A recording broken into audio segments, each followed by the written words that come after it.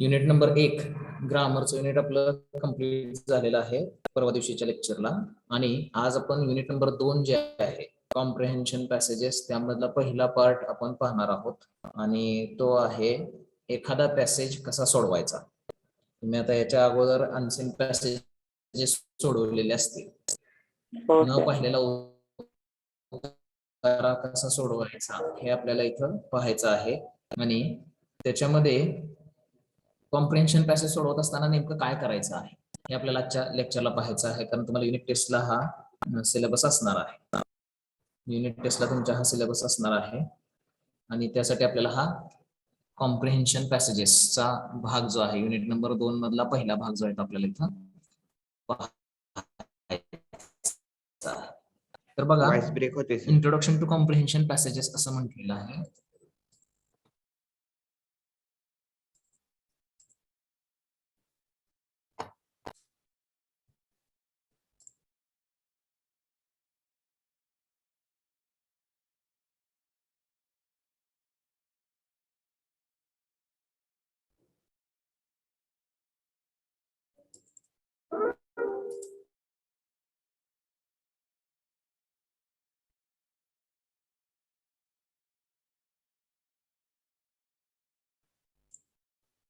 आता आवाज येतोय सगळ्यांना?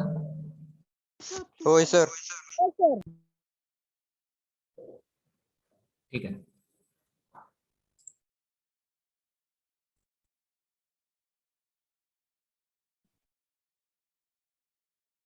तर इंट्रोडक्शन टू कॉम्प्रिहेन्शन पॅसेजेस असा आपला युनिट नंबर 2 मधला वन म्हणजेच जे उतारे आपल्याला अभ्यासायचे त्या अभ्यासाच्या उतार्यांची थोडक्यात आपल्याला ओळख करून घ्यायची आहे. ते पॅसेजेस कसे सोडवायचे, ते उतारे कसे सोडवायचे, कारण ते उतारे जे आहेत ते आपल्याला न पाहिलेले असतात. ते न पाहिलेले उतारे आपण कसे सोडवायचे हे आपल्याला मध्ये पाहायचं आहे. तर एक एक्झाम्पल इथं आपण घेतो त्याच्यासाठी. गेम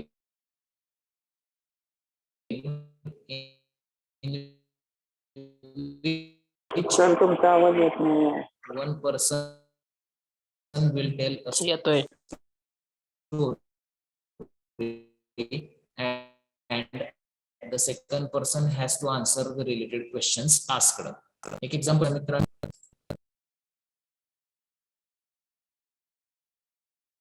सिग्नल आणि माझं काय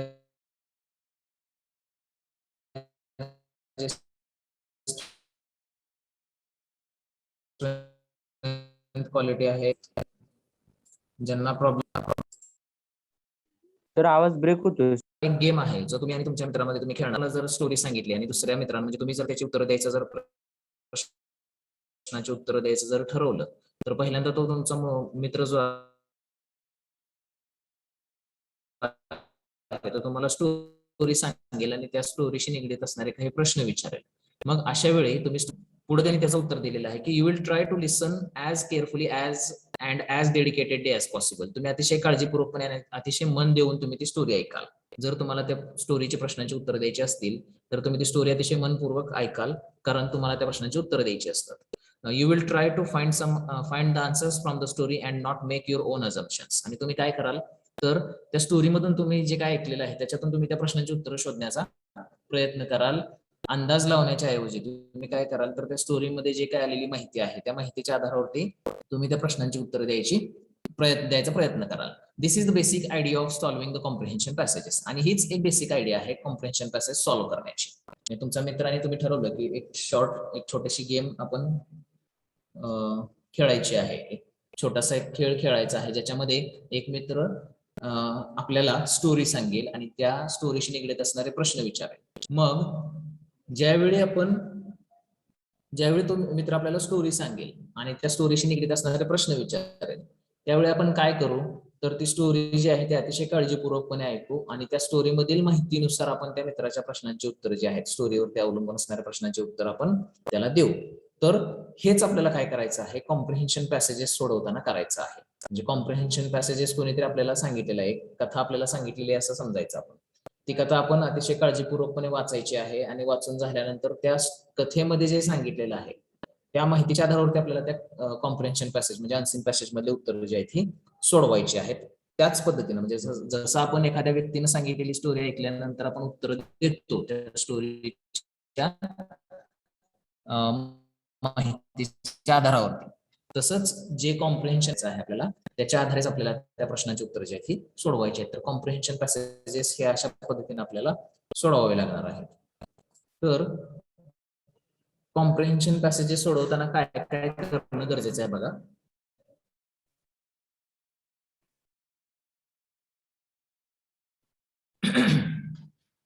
त्याच्या आधी त्याची सोडवत असताना आपल्याला काय करणं गरजेचं आहे ते आपल्याला पाहायचं आहे. तर the word comprehension means the ability to understand what you listen or what you read.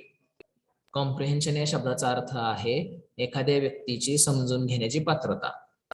तो व्यक्ती जे काही ऐकतो किंवा जे काही वाचतो, ऐकलेलं आणि वाचलेलं जे काही आहे ते समजून घेण्याची पात्रता याला कॉम्प्रिहेन्शन असं म्हटलं जातं. It is an exercise which aims at improving or testing one's ability to understand a language. ती एक अशा प्रकारची एक्सरसाइज आहे ज्याच्यामधून काय केलं जातं तर एखाद्या व्यक्तीची एखादी भाषा समजून घेण्याची जी काही पात्रता आहे ती समजून घेतली जाते किंवा ती पात्रता वाढवली जाते. कॉम्प्रिहेन्शन हे काय आहे तर इम्प्रुव्हमेंटचं स्किल आहे, लँग्वेज इम्प्रुव्हमेंटचं स्किल आहे ज्याच्यामधून त्या व्यक्तीची भाषा समजून घेण्याची कुवत जी आहे ती वाढवली जाते.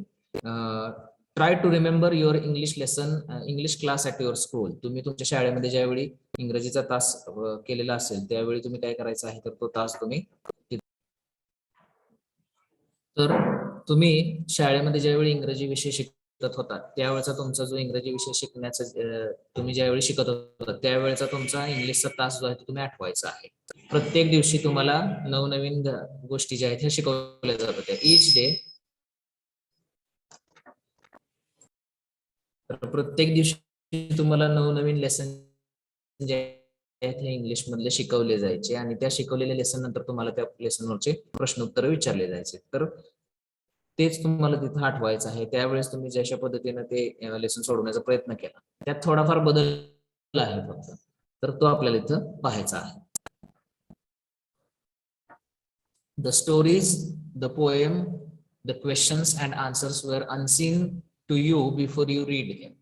त्यामध्ये त्यावेळी तुम्ही जे काही अभ्यासलेल्या कथा असतील, काही कविता असतील किंवा जे काही प्रश्न उत्तर असतील ते तुम्ही वाचण्या अगोदर ते तुम्ही न पाहिलेले असायचे.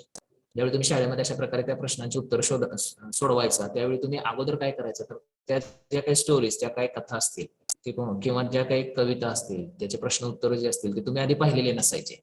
Similarly, in a comprehension test, you are given a passage or a paragraph or two.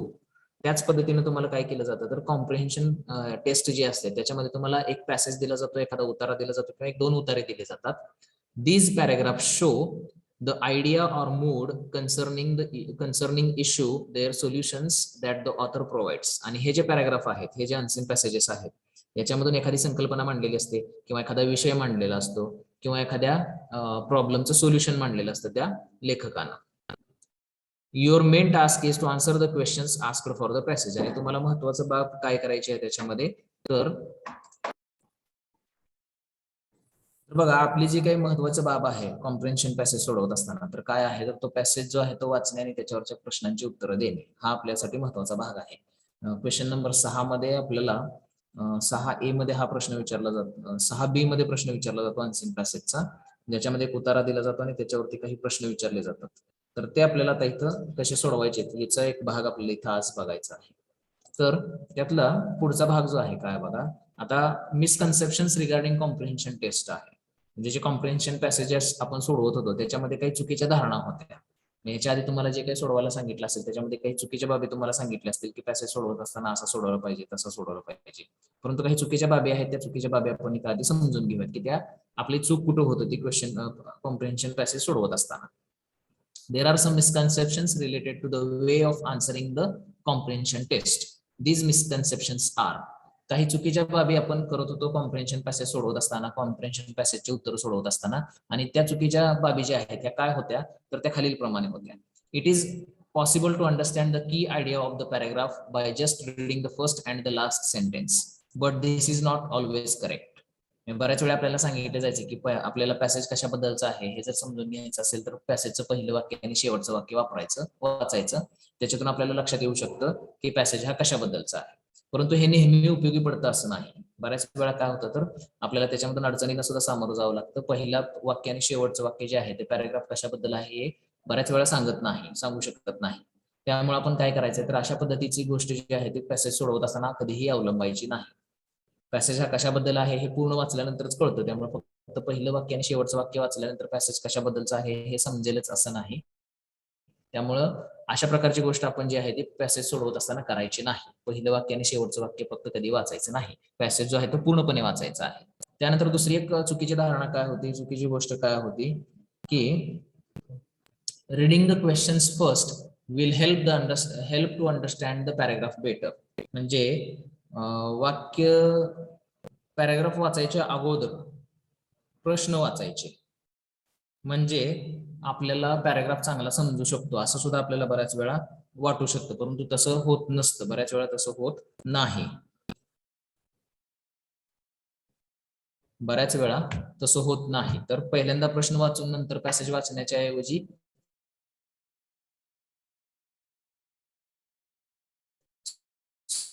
सुरुवातीला आपण काय करायचं आहे, प्रश्न आधी वाचून उतारा समजू शकतो हे काय प्रत्येक वेळी खरं ठरेल असं नाही. This is also not always true, because आता प्रश्न वाचल्यानंतर उतारा समजतो हे नेहमीच बरोबर आहे हे असं नाही. तर असं का आहे? प्रश्न वाचल्यानंतर उत्तर आपल्याला समजू शकतो हे चुकीचं असं का आहे, तर त्यांनी कारण सांगितलेलं आहे. It is not possible for a person to remember all the questions. पहिली गोष्ट अशी होऊ शकते की प्रत्येक व्यक्तीला सगळेच्या सगळे प्रश्न लक्षात राहतीलच असं नाही. उतारा वाचायच्या अगोदर जर प्रश्न वाचायचे असतील तर प्रत्येक व्यक्तीला उतारा जो आहे उतार्यावरचे प्रश्न जे आहेत हे लक्षात राहतील असं नाही.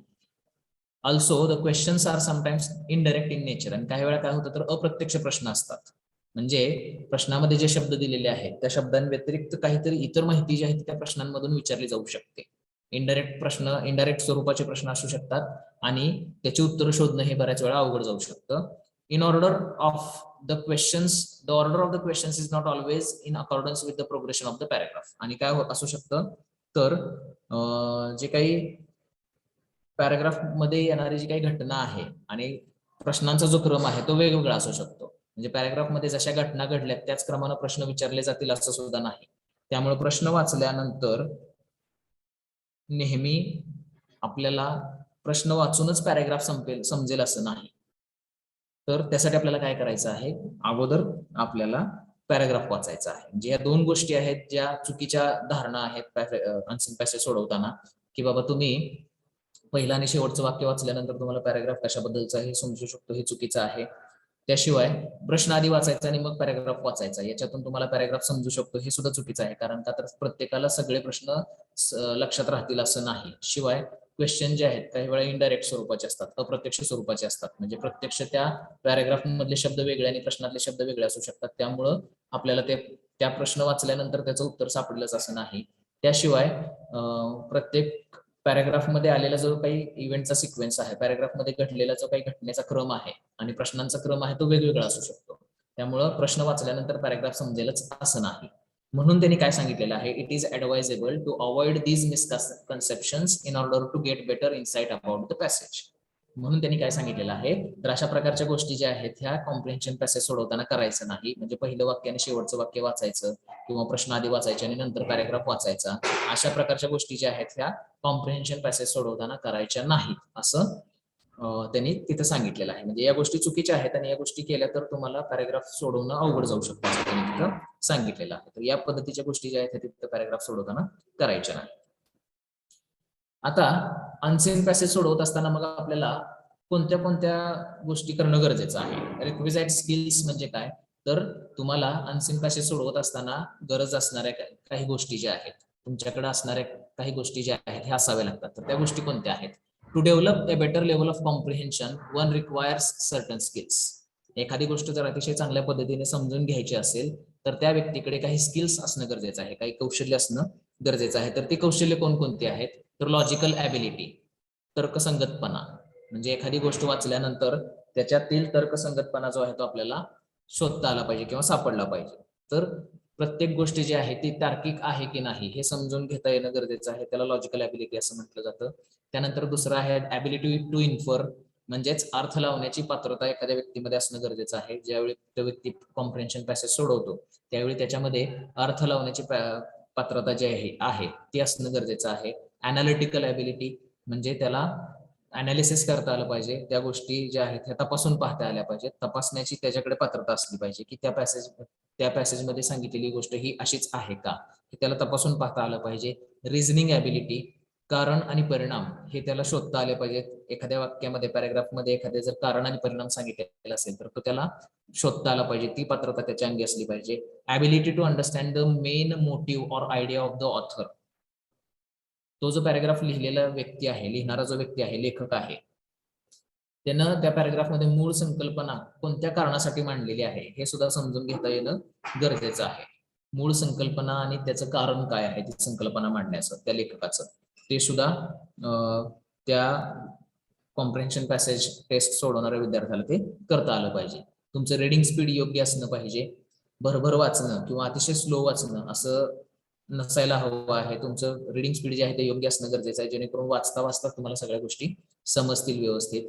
त्यानंतर व्होकॅब्युलरी पॉवर असणं गरजेचं आहे. शब्द तुम्हाला माहिती असणं गरजेचं आहे. बऱ्याच वेळा काय होतं तर पॅराग्राफ मधला एखादा शब्द असा असतो की त्या शब्दावरती येऊन आपण अडकतो आणि आपल्याला पॅराग्राफचा अर्थ लागत नाही. तर अशी व्होकॅब्युलरी जी आहे, व्होकॅब्युलरी म्हणजे शब्द, तर त्याची पॉवर म्हणजेच शब्दसाठा तुमचा मजबूत असणं गरजेचं आहे. तर तुम्हाला एखादा अनोळखी शब्द सुद्धा काय करता येऊ शकतो, अतिशय चांगल्या पद्धतीने समजून घेता येऊ शकतो आणि पॅराग्राफ सोडवताना तुम्हाला त्याची अडचण होणार नाही.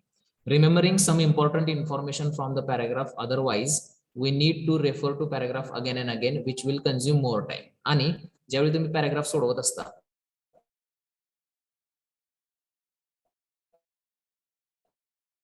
त्यावेळी महत्वाची जी माहिती आहे पॅराग्राफ मधली ती लक्षात तिथं नाही हे करता आली, तर जी पॅराग्राफ मध्ये मांडलेली महत्वाची माहिती आहे ती महत्वाची माहिती लक्षात ठेवणं अतिशय गरजेचं आहे. जर महत्वाची माहिती लक्षात नाही राहिली आणि त्या प्रश्नामध्ये जर त्या महत्वाच्या माहितीबद्दलचा जर प्रश्न विचारला गेला तर मात्र आपल्याला पॅराग्राफ सारखं परत जावं लागतं. तो पॅराग्राफ परत वाचावा लागतो आणि परत पॅराग्राफ वाचण्यामध्ये आपला वेळ वाया जातो आणि वेळ वाया जाऊन आपण तो प्रश्न जो आहे तो पूर्ण करू शकत नाही किंवा दिलेल्या वेळेमध्ये आपण ते टेस्ट जे आहे ते सोडवू शकत नाही.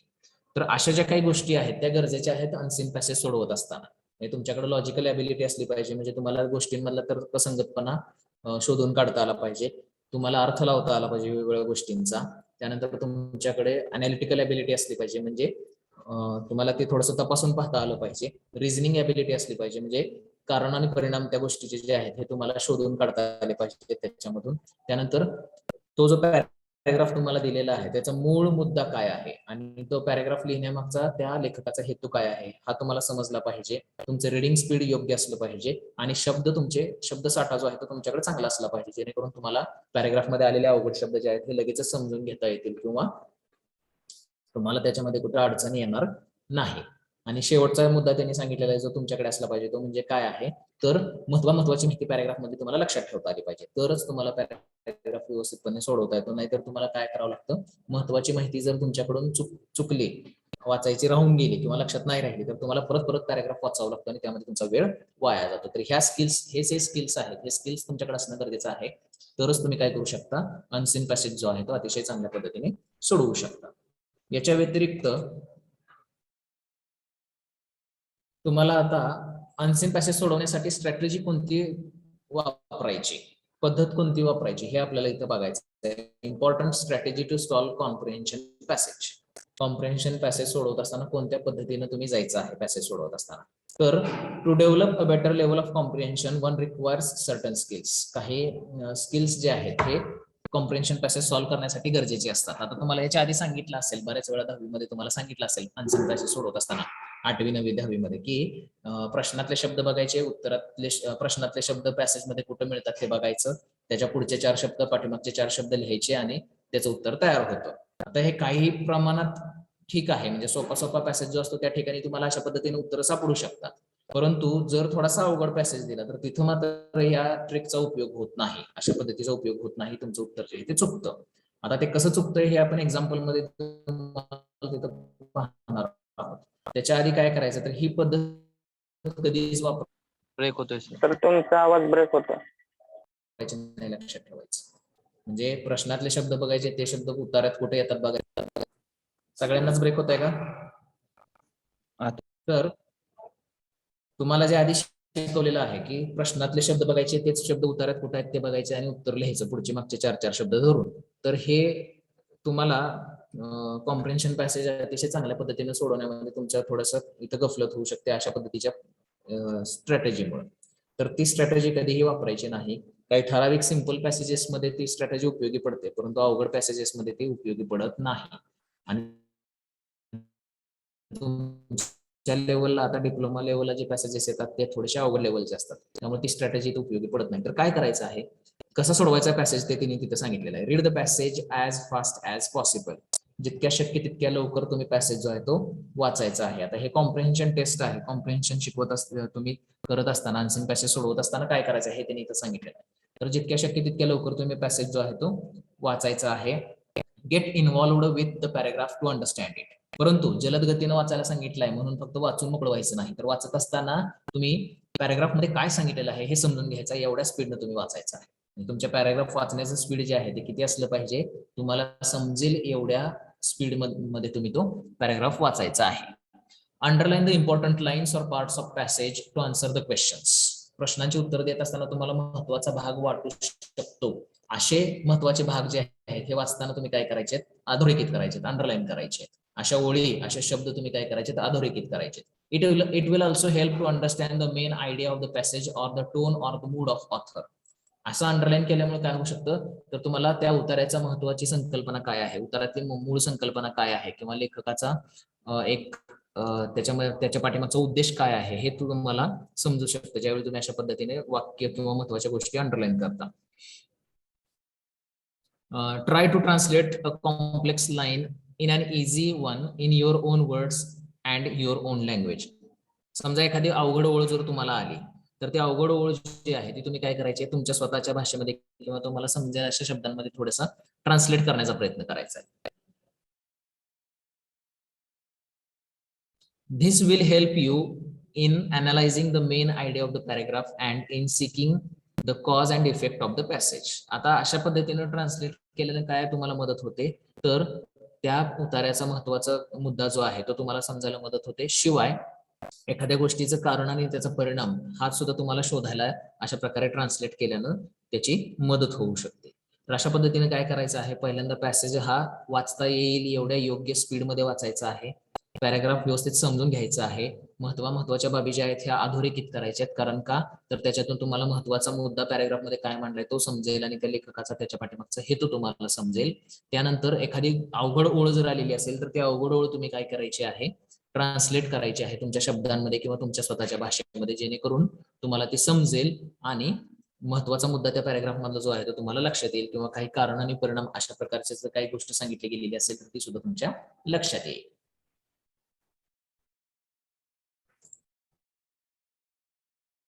याच्यानंतर पुढे सांगितलेलं आहे पॅराग्राफ सोडवत असताना, आता अगोदरच्या 4 गोष्टी आपण पाहिल्या, त्याच्यानंतर पुढच्या ज्या गोष्टी आहेत त्यामध्ये काय सांगितले त्यांनी, underline or mark the keywords. These will help you to discover the logical connections in the passage and help in understanding it better. काय करायचं आहे, तर महत्वाचे जे शब्द आहेत ते शब्द अंडरलाईन करायचे, कारण का तर याच्यामधून तुम्हाला तर्कशुद्ध संबंध जो आहे त्या वाक्यांमधला पॅराग्राफ मधला तो तुम्हाला शोधून काढता येईल आणि अतिशय चांगल्या पद्धतीने तुम्हाला तो पॅसेज सोडवता येईल किंवा समजून घेता येईल. याच्यासाठी तुम्ही महत्वाचे शब्द जे आहेत त्याला कीवर्ड्स असं म्हटलं जातं, तर ते महत्वाचे शब्द जे आहेत ते तुम्ही अंडरलाईन करायचे आहेत. Try to understand some certain unfamiliar words by reading the line thoroughly. त्यानंतर काही शब्द असे येऊ शकतात पॅराग्राफ मध्ये जे तुम्हाला माहिती नसतात, परंतु त्या शब्दांचा अर्थ जर तुम्हाला लावायचा असेल, त्या शब्दांचा अर्थ जर तुम्हाला माहिती करून घ्यायचा असेल, तर ती ओळ परत एकदा वाचायची आहे, परत वाचायची आहे आणि त्या शब्दाचा अर्थ काय असू शकतो हे तुम्ही तिथं अंदाज बांधायचा आहे. The theme of the line will make you understand the meaning of the words. त्या ओळीमध्ये नेमकं काय सांगितलं गेलेलं आहे, मूळ मुद्दा जो आहे तो काय सांगितला गेलेला आहे, याच्यावरून तुम्हाला त्या अवघड शब्दाचा अर्थ काही वेळा लागू शकतो. त्यामुळं प्रत्येक ओळ जी आहे ती परत वाचायची, जोपर्यंत तुम्हाला ती व्यवस्थित समजत नाही तोपर्यंत. त्यातले महत्वाचे शब्द जे आहेत त्याचा अर्थ तुम्हाला जर समजत नसेल तर ती ओळ परत वाचायची आहे आणि त्या ओळीचा महत्वाचा मुद्दा त्या ओळीमध्ये काय सांगितला याच्यावरून तुम्ही त्या अवघड शब्दाचा अर्थ तिथं लावू शकता. Determine the main idea, tone or mood, inferential reasoning and other details from the passage. मुख्य संकल्पना त्या पॅराग्राफ मध्ये काय मांडलेली आहे हे तुम्ही शोधून काढायचं आहे. त्यासाठी तुम्हाला तो व्यवस्थित पॅराग्राफ वाचायला लागणार आहे. त्यानंतर लेखकानं कशाच्या उद्देशानं हा पॅराग्राफ लिहिलेला आहे याचा अर्थ तुम्हाला लावायचा आहे आणि अशा प्रकारचे डिटेल्स तुम्हाला पॅराग्राफ मधून गोळा करायचे ज्यावेळी तुम्ही पॅराग्राफ वाचत असता. त्यानंतर पुढे सांगितलेलं आहे do not assume anything based on your personal belief. तुम्हाला स्वतःला काय वाटतंय याच्यावरती तुम्ही पॅराग्राफचा अर्थ लावायचा नाही. त्या पॅराग्राफ मध्ये काय सांगितलं गेलेलं आहे त्याच्यावरूनच तुम्ही पॅराग्राफचा अर्थ लावायचा आहे. तुम्ही काही गृहीत धरायचं नाही की अशा पद्धतीने हे झालेलं असू शकतं. स्वतः काही गृहीत धरायचं नाही. तुम्हाला पॅराग्राफ मध्ये जे सांगितलेलं आहे त्याच्यावरूनच तुम्ही काय करायचं आहे तर त्या पॅराग्राफचा अर्थ लावायचा आहे. त्यानंतर पुढे सांगितलेलं आहे look back at the paragraph Wien in doubt. ज्यावेळी तुम्हाला काही डाऊट वाटत असेल त्यावेळी तुम्ही काय करायचं तर पॅराग्राफ परत एकदा वाचायचा आहे. ज्यावेळी तुम्हाला काही शंका वाटत असेल त्यावेळी तुम्ही तो पॅराग्राफ जो आहे तो परत वाचायचा आहे. Read the questions and all the alternative provided and choose the most appropriate one. आणि ऑप्शन्स विचारलेले असतील तर ते सगळे प्रश्न आणि ऑप्शन्स व्यवस्थित वाचायचे आणि त्यानंतर जे योग्य आहे ते ऑप्शन तुम्हाला तिथं निवडायचं आहे. योग्य उत्तर जे आहे ते तुम्ही तिथं निवडायचं आहे. तर अशा पद्धतीने तो पॅराग्राफ सोडवण्याची पद्धत एक आहे. आता एक छोटीशी टिप तुम्हाला तिथे देण्यात आलेली आहे. छोटासा एक तुम्हाला हिंट तिथे देण्यात आलेले आहे. Every time you read something do not ignore an unknown word to find its meaning immediately.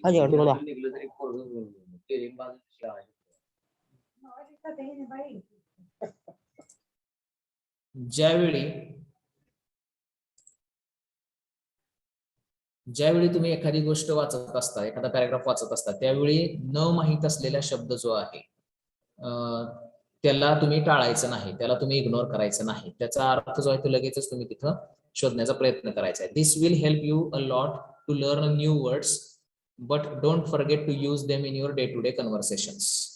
याच्यामुळे काय होईल तर तुम्हाला नवनवीन शब्द शिकायला मिळतील. फक्त इथंच येऊन थांबायचं नाहीये. तर तो नवीन शब्द तुम्ही जो शिकलेला आहात त्याचा तुम्ही दररोज वापर करायचा आहे. वेन एव्हर पॉसिबल ज्यावेळी तुम्हाला शक्य आहे त्यावेळी तो नवीन शिकलेल्या शब्दाचा तुम्ही वापर करायचा आहे जेणेकरून त्याचा अर्थ तुम्हाला परत कायमस्वरूपी लक्षात राहील. In this way keep working on your vocabulary without stopping. आणि अशा पद्धतीने तुम्ही काय करू शकता तर अशा पद्धतीने तुम्ही नवनवीन शब्द जे आहेत हे शिकू शकता. दररोज त्या शब्दांचा तुम्ही शब्दसाठा तुमचा जो आहे तो वाढवू शकता. तर अशा पद्धतीने पॅराग्राफ जो आहे तो सोडवायचा. आता एक एक्झाम्पल आपल्याला इथे सॉल्व्ह केलेलं जे आहे ते पाहायचं आहे. तर read the passage and answer the questions असं त्यांनी एक पॅसेज दिलेला आहे तो आपल्याला इथं बघायचा आहे. तर पॅसेज मी तुमच्यासाठी वाचतोय. तो वाचून झाल्यानंतर खाली प्रश्न आहेत ते आपण परत एकदा बघूयात. The Titanic was a huge passenger ship. It was provided with all possible luxuries and comforts. It was on its first voyage to America. There were 2,200 passengers on board. The sea was calm. The ship was moving at its normal speed. Around midnight, there was an alarm call from the bridge of the ship. The man on duty had sighted an iceberg ahead. The captain ordered his men to change the course of the ship, but before order could be carried out, the Titanic had collided against the huge iceberg. It was a fatal blow. Ice fell all over the decks of the ship and burst into the 6 of the watertight compartments. The Titanic, which enjoyed the reputation of being unsinkable, was sinking now. तर Titanic या जहाजाबद्दलचा हा paragraph आहे आणि त्याचा मराठीत अर्थ मी सांगतो. Titanic नावाचं हे एक मोठं प्रवास वाहतूक करणारं एक जहाज होतं आणि त्या जहाजावरती सर्व सोयी सुविधा ज्या आहेत ह्या देण्यात आलेल्या होत्या. ते त्याच्या पहिल्या प्रवासाला अमेरिकेकडे निघालेलं होतं. जहाजावरती 2200 प्रवासी जे आहेत हे प्रवास करत होते. समुद्र हा शांत होता आणि ते जहाज जे आहे ते एका नॉर्मल स्पीडने चाललेलं होतं.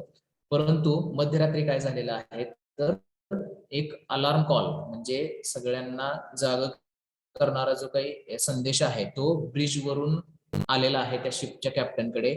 ब्रिज वरती उभा असणारा जो माणूस आहे ड्युटीवरती त्यानं टायटॅनिक या जहाजाच्या समोर एक मोठा हिमनगाचा तुकडा पाहिलेला आहे.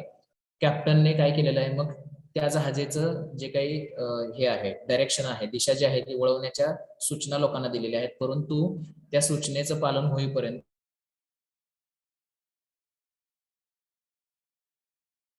टायटॅनिक ते जे आहे जहाज जे आहे ते त्या बर्फाच्या धडकेमधून सर्व जहाजावरती बर्फ पसरलेला आहे आणि ज्या वॉटरटाईट कंपार्टमेंट होते जहाजाच्या खालच्या बाजूला त्याच्यात पाणी शिरायला सुरुवात झालेली आहे. टायटॅनिक नावाचा जहाज कधीच बुडणार नाही असं त्याची रेप्युटेशन होती. ती रेप्युटेशन मात्र त्याची नाहीशी झालेली आहे आणि टायटॅनिक जहाज हे बुडायला लागलेलं आहे. तर असा हा पॅराग्राफ आहे. आणि आता इथं जे लाल अक्षरात दाखवलेले शब्द आहेत हे शब्द तुम्हाला काही वेळा काय होऊ शकतात तर अडचणीचे ठरू शकतात. लक्झुरीज अँड कम्फर्ट्स म्हणजे सोयी सुविधा असा त्याचा अर्थ आहे. त्यानंतर वॉयेज, वॉयेज म्हणजे प्रवास किंवा त्याचा असणारा जे काही प्रवास आहे त्याला वॉयेज असं म्हटलं जातं. ऑन बोर्ड, बोर्ड म्हणजे तिथं प्रवासी असणे, ह्याच्यावरती दाखल झालेले असणे.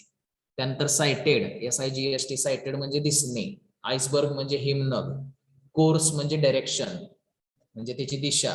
कोलायडेड म्हणजे धडकले. फेटल ब्लो म्हणजे अतिशय मोठा झटका. आणि रेप्युटेशन म्हणजे त्याचं एक प्रसिद्धी. तर अशा पद्धतीने हे शब्द तुम्हाला अडचणीचे ठरू शकतात. ते इथे लाल रंगामध्ये मी तुम्हाला तिथे दाखवले आणि त्याचा अर्थ सांगितलेला आहे. आता हा पॅसेज वाचल्यानंतर पुढे शब्द आहेत. What was Titanic? टायटॅनिक काय होतं? The Titanic was a huge passenger ship. तर इथं पहिल्या ह्याच्यातच त्याचा उत्तर आहे. त्यानंतर नेक्स्ट आहे what reputation did Titanic enjoy? आता बघा पहिला प्रश्न जो आहे त्याचं उत्तर जे आहे ते पहिल्या ओळीत आहे, परंतु दुसऱ्या प्रश्नाचं उत्तर जे आहे ते शेवटच्या ओळीत आहे. तर ते उत्तर बघा काय आहे. The Titanic enjoyed the reputation of being unsinkable. टायटॅनिकची प्रसिद्धी काय होती? तर टायटॅनिकची प्रसिद्धी अशी होती की ते जहाज कधीही बुडणार नाही. How many passengers were there and where was the Titanic going? Titanic वरती किती पॅसेंजर्स होते? तर 2200 पॅसेंजर्स होते आणि ते अमेरिकेला चाललं होतं. इथं सुद्धा आता एका प्रश्नामध्ये बघा पहिल्यांदा उत्तर शेवट नंतरच्या ओळीत आहे, नंतरचं उत्तर पहिल्या ओळीत अगोदरच्या ओळीत आहे. तर असं ते चेंज करू शकतात. आणि choose the alternative most appropriate antonym to the word fatal. आणि मोस्ट अपोजिट वर्ड जो आहे, विरुद्धार्थी शब्द जो आहे फेटल, या शब्दाचा विरुद्धार्थी शब्द जो आहे तो आपल्याला शोधायला सांगितलेला आहे. तर अशा पद्धतीनं हे प्रश्न विचारले जाऊ शकतात.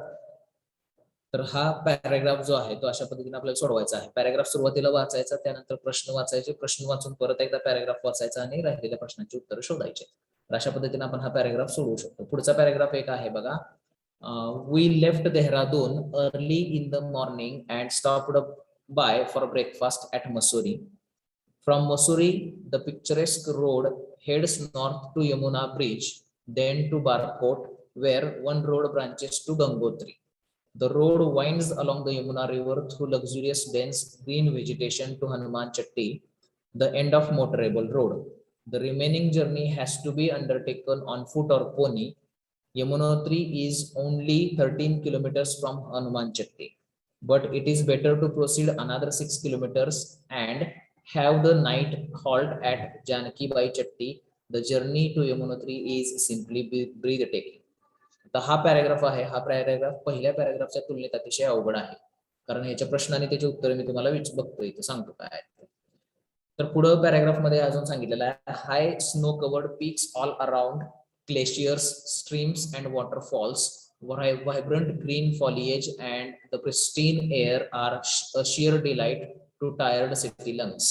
Yamunotri, 3,322 meters above sea level, is located on the western banks of Great Peak of Bandarpunch, which is 6,315 meters high. तर आता पहिलं वाक्य जे सांगितलं तिथं state the reason taking halt at Mussoorie, मसुरीमध्ये थांबण्याचं रिझन काय आहे, तर ते इथं पहिल्या वाक्यामध्ये त्यांनी दिलेलं आहे. त्यानंतर mention the reason to undertake remaining journey to Yamunotri on foot or pony. तर राहिलेला जो प्रवास आहे यमुनोत्रीचा तो खेचरावरती किंवा पायी का करावा याचं कारण सांगा असं त्यांनी सांगितलेलं आहे. त्यानंतर explain why the journey to Yamunotri simply breath taking आणि describe the location to Yamunotri. यातला दुसरा जो प्रश्न आहे mention the reason to undertake remaining journey to Yamunotri on foot or pony. तर रिमेनिंग जर्नी आणि फूट ऑर पोनी आपण शब्द बघणार, तर इथं त्याचं उत्तर आहे असं आपण म्हणणार. शब्द प्रश्नातला शब्द इथं आहेत म्हणतात. The remaining journey has to be taken on foot or pony, पण याचं उत्तर ऍक्च्युअली काय आहे तर अगोदरच्या वाक्यामध्ये आहे. The motorable road ends at Hanuman Chatti, so the remaining journey has to be taken on foot or pony असं त्याचं उत्तर आहे. अगोदरच्या ओळीत त्याचं उत्तर आहे. म्हणजे आपल्याला जे सांगितलेलं आहे शाळेमध्ये की प्रश्नातले शब्द बघा, ते शब्द पॅराग्राफ मध्ये कुठे आहेत बघा आणि त्याच्या पुढचे मागचे 4 शब्द वापरून उत्तर लिहा, तर हे इथं चुकतंय. त्यानंतर explain why the journey of Yamunotri is simply breath taking. यमुनोत्रीचा प्रवास जो आहे तो ब्रीथ टेकिंग का आहे, तर इथं बघा त्यांनी दिलेला आहे the journey of Yamunotri is simply breath taking. इथंपर्यंतच आपण लिहू शकतो कारण हे शब्द प्रश्नात आलेले आहेत, परंतु त्याचं उत्तर जे आहे ते पुढच्या वाक्यामध्ये आहे. यमुनोत्रीचा प्रवास जो आहे तो अतिशय आपल्याला थक्क करणारा आहे का, तर high snow covered peaks all around, glaciers, streams and waterfalls, vibrant green foliage and pristine air are sheer delight to the city tired lungs. आणि याच्यासाठी यमुनोत्रीचा प्रवास जो आहे तो थक्क करणारा आहे असं त्याचं उत्तर आहे. आणि describe the location of Yamunotri. यमुनोत्रीचं लोकेशन डिस्क्राईब करा म्हटलेलं आहे, तर ते यमुनोत्रीचं लोकेशन जे आहे ते इथं आहे. Yamunotri is 3322 meters above sea level, is located on the western banks of Great Peak of Bandarpunch, which is 6315 meters high. अशा पद्धतीने हे आपल्याला पॅराग्राफ जे इथे तिथं आहेत. लास्टचा पॅराग्राफ आहे जो आपल्याला वाचायचा आणि सोडवायचा आहे. परत एकदा बघा. As a small boy Edison had his laboratory in the cellar of his father's house. एक लहान मुलगा एडिसन ज्यावेळी लहान होता त्यावेळी त्याची प्रयोगशाळा जी आहे ती त्याच्या वडिलांच्या घरामधील एका छोट्याशा खोलीमध्ये होती. It contained 200 bottles and they were all marked poison to keep people away. त्याच्यामध्ये सर्वसाधारण 200 काचेच्या बाटल्या होत्या ज्याच्यावरती पॉइझन असं लिहिलेलं होतं जेणेकरून लोकांनी त्याच्यापासून दूर राहावं म्हणून. When he needed money to buy more chemicals he managed to persuade his parents to let him seek a job. ज्यावेळी त्याला अजून जास्त केमिकल रसायनांची गरज पडायची त्यावेळी तो त्याच्या पालकांचं मन वळवायचा आणि छोटा मोठा जॉब तो करायचा, त्याच्यातून पैसे कमवायचा आणि त्याचे केमिकल्स विकत घ्यायचा. With remarkable enterprise, he obtained permission to sell newspaper on the railway train between Port Huron and Detroit. आणि अतिशय चांगल्या पद्धतीने त्याने काय केलेलं आहे तर पोर्ट हॉरॉन आणि डेट्रिएट याच्यामध्ये जी रेल्वे चालते त्या रेल्वेवरती न्यूजपेपर विकण्याचं काम त्यानं मिळवलेलं आहे. This opportunity was made to help him in 3 further ways. ही जी संधी त्याला मिळालेली आहे त्याचा त्याला 3 कारणासाठी उपयोग झालेला आहे. First, he was able to put in a great deal of time reading at the Detroit public library between trains. याचा पहिला उपयोग त्याला काय झालेला आहे तर रेल्वेच्या येण्या जाण्याच्या वेळेच्या दरम्यान त्याला डेट्रिएट पब्लिक लायब्ररी इथं वाचण्यासाठी फार मोठा वेळ मिळालेला आहे वाचन करण्यासाठी. सेकंडली, दुसरा त्याचा उपयोग काय झालेला आहे तर ही thought he would start a newspaper of his on. त्यानं मग दुसरा उपयोग काय केलेला आहे तर त्याला कळालेला आहे की त्याला वाटलेलं आहे की आपण आपला स्वतःचा न्यूजपेपर सुद्धा चालू करू शकतो. Printing it on the train and making it from the bits of local information picked up on the line. आणि त्याची प्रिंटिंग त्यानं ट्रेनवरती सुरू केलेली आहे आणि त्याच्यामध्ये जी माहिती त्या न्यूजपेपर मध्ये त्यानं टाकलेली आहे ती तिथलीच लोकल माहिती आहे. ज्यावेळी तो काम करत असायचा त्यावेळी तो लोकल माहिती जी आहे ती त्या न्यूजपेपर मध्ये छापण्यासाठी गोळा करायचा. आणि तिसरी त्याचा उपयोग त्याला काय झालेला आहे. Thirdly, without asking anyone's permission he setup a laboratory in the van. आणि तिसरा त्याचा उपयोग त्यानं काय करून घेतलेला आहे तर कोणाचीही परमिशन न घेता त्यानं रेल्वेच्या एका डब्यामध्ये स्वतःच प्रयोगशाळा जी आहे ती सुरू केलेली आहे. One day when the train was rounding a piece of badly laid track, a stick of phosphorus fell on the floor and set the van on fire. एके दिवशी काय झालेलं आहे तर थोड्याशा उबडधुबड रुळावरून रेल्वे जात होती आणि तिथून रेल्वे जात असताना फॉस्फरसची काडी जी आहे ती रेल्वेच्या डब्यातील जमिनीवरती पडलेली आहे आणि त्या डब्याला आग लागलेली आहे. The fire was extinguished. ती जी आग आहे ती विझवण्यात आलेली आहे. But the angry crowd hit Edison on the year. परंतु जी काही गर्दी होती त्या गर्दीतील रागावलेल्या लोकांनी एडिसनच्या कानावरती मारलेला आहे. Causing the deafness from which he was afterwards to suffer. आणि त्याच्यामधून काय झालेलं आहे तर त्याला बहिरेपणा आलेला आहे जो त्याला नंतर सहन करावा लागलेला आहे. तर अशा प्रकारे एडिसनच्या टॉपिक वरती ही हा अनसीन पॅसेज आहे आणि याचे आपल्याला उत्तर शोधायचे. तर why did Edison mark all the bottles in his laboratory poison. त्याच्या प्रयोगशाळेतील सर्व बाटल्यांवरती एडिसनने पॉइझन असं का लिहिलेलं होतं. तर आता आपण जर शब्द आणि हे जर शोधायचं म्हटलं, प्रश्नातले शब्द आणि उत्तरातले शब्द जर शोधायचं म्हटलं तर इथं एवढंच उत्तर होतंय बघा.